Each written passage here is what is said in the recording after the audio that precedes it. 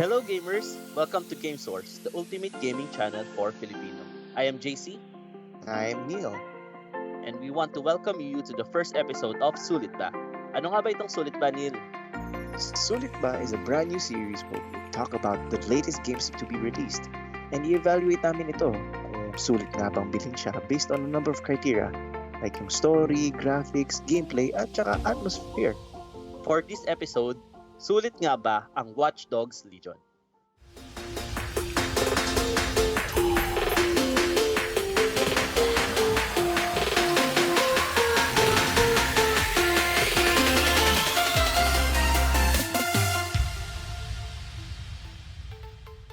Now the story takes place at a near future London where technology has integrated into our lives.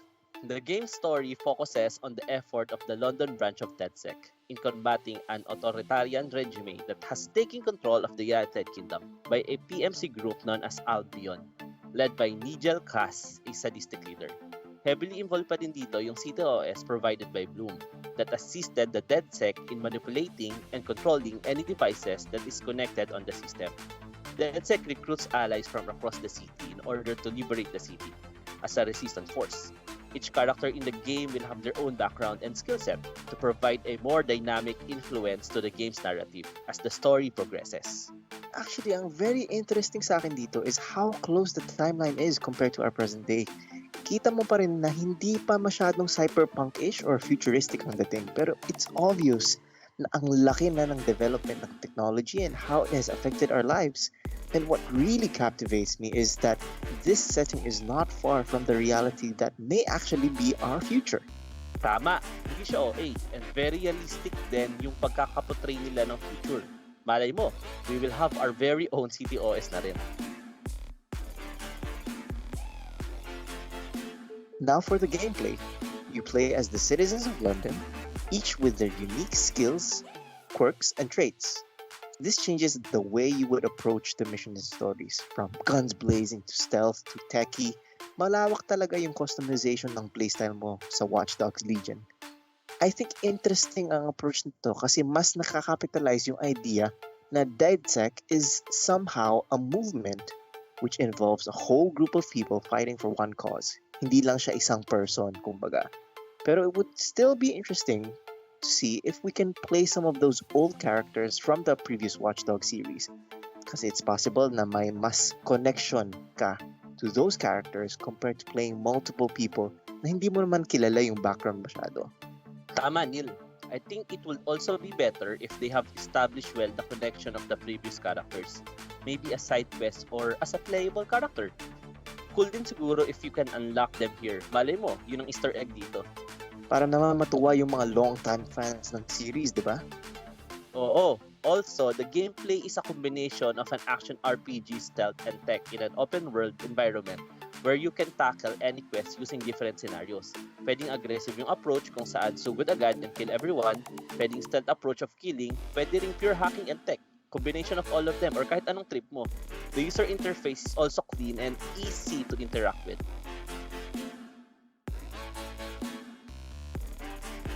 For the graphics, if you're going to compare this to the previous Watch Dogs, we can say that the Legion is 5 times better. The graphics is crisp and we can see a lot more details. Para sa akin, it really evolved after the first games. It started to make a transition to the next-gen console gaming talaga. Pero, if we're going to compare this to the other AAA games, medyo kulang pa siya. Hindi pa siya as realistic compared to the others. Pero, not bad ah. It's getting there. In the future, as the graphics develops, I'd be happy to sacrifice more money to see high-quality blades of grass on my screen. For its atmosphere, which is how immersive it is going to be due to its sound environment, I can say na above average naman siya. The environment is better compared to GTA 5, but the NPC, yung mga hindi kasama sa story mode, yung mga palakad-lakad, is somehow non-responsive. Medyo boring sila and walang pakialam. Hindi rin siya as dense compared to GTA 5, but the environment I can say is better. I'm hoping na yung world ni Watch Dogs Legion ay lively, as if you can imagine yourself living in that futuristic London setting. I guess yun kasi yung typical pitfall ng mga open world games. Minsan, sa sobrang laki, naging stale na yung mga areas, not many events or activities to be done. Sana mapakita ni Watch Dogs na may sariling ecosystems yung different locations around the city to make the entire experience more immersive. And there we have it. That is our take on Watch Dogs Legion in a nutshell. Sa tingin mo, JC, sulit nga ba siya?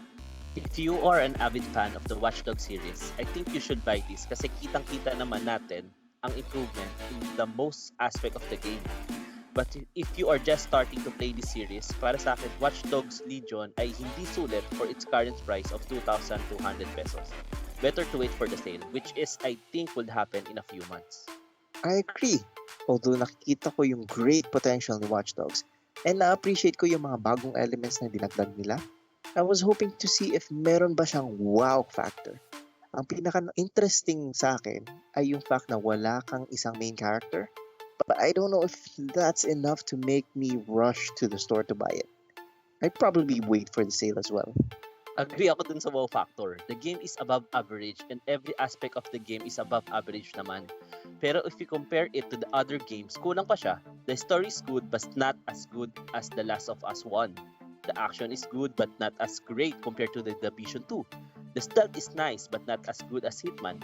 The open world is great but not as dense compared to GTA 5. And the list goes on.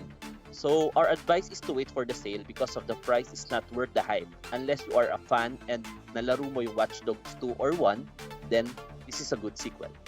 Kayo ba? Sa tingin nyo, sulit bilhin si Watch Dogs Legion? Leave your comments below. And remember to smash like, subscribe, and hit the bell button for notifications. Again, this is Gamesource, the ultimate gaming channel for Filipinos. Where your gaming moments are captured, shared, and reimagined.